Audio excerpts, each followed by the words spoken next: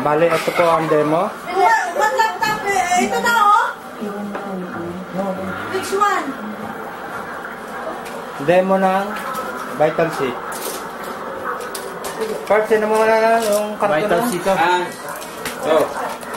Ni. Vital C.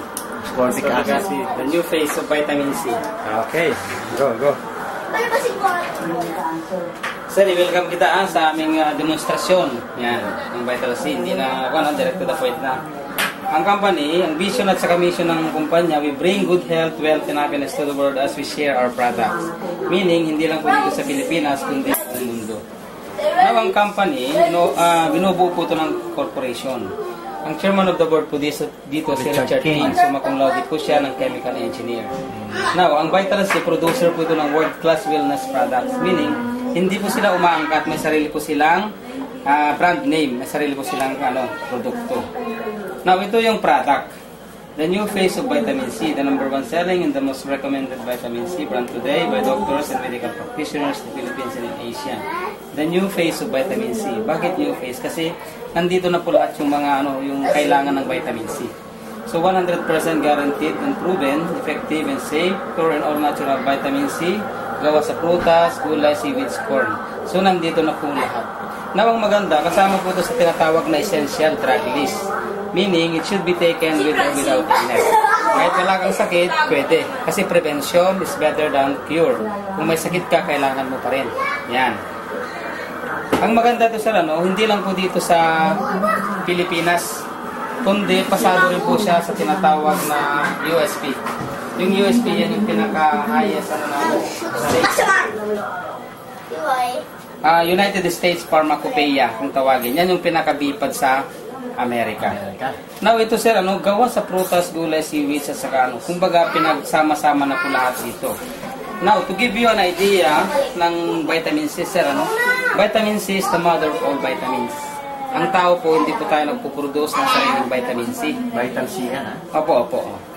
So, hindi po tayo katulad ng katawan po ng aso, baboy, baka, kalabaw, di ba? Na kapag nakakain sila ng marumi, hindi po sila nagdadiarrhea. Hindi sila basta-basta nakakasakit.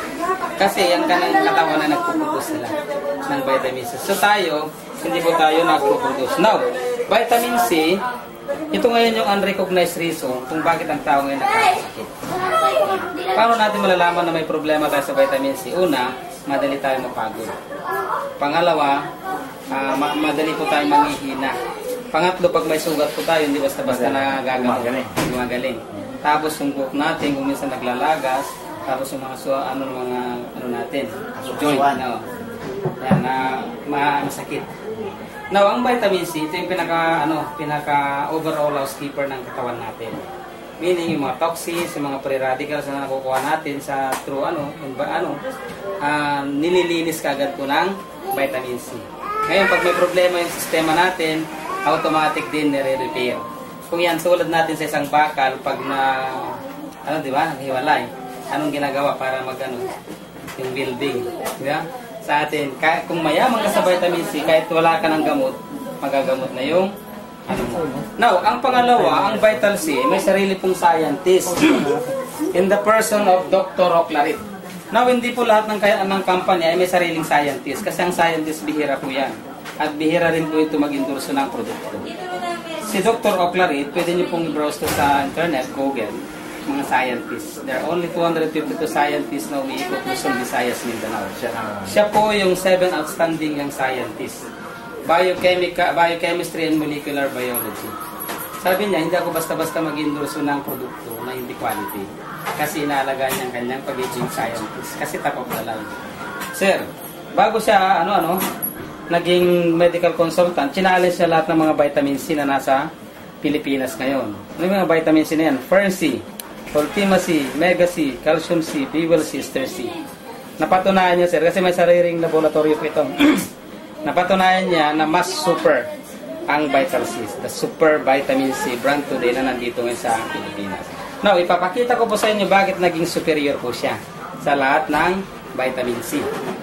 Ito na ngayon yung demo. Yan. Yes. Ano ba ang pagkakaiba ng ordinaryo ascorbic acid at saka itong Vital C kung tawagin ito nga po ay bagong mukha ng vitamin C. Yan. Sir, ito pareho silang vitamin C. Ito gawa po sa tableta.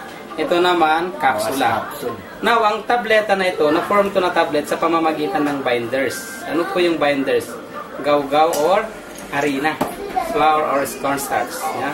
Now, ito, hindi po pwede mag-take nito na walang laman ang tiyan. It should be taken always after meal to avoid stomach irritation.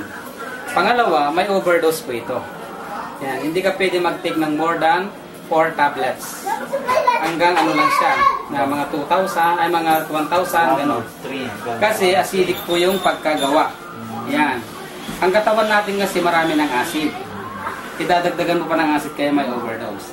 Sabi po ng scientists, there are only 2 vitamins na walang overdose. Vitamin C at saka vitamin B complex.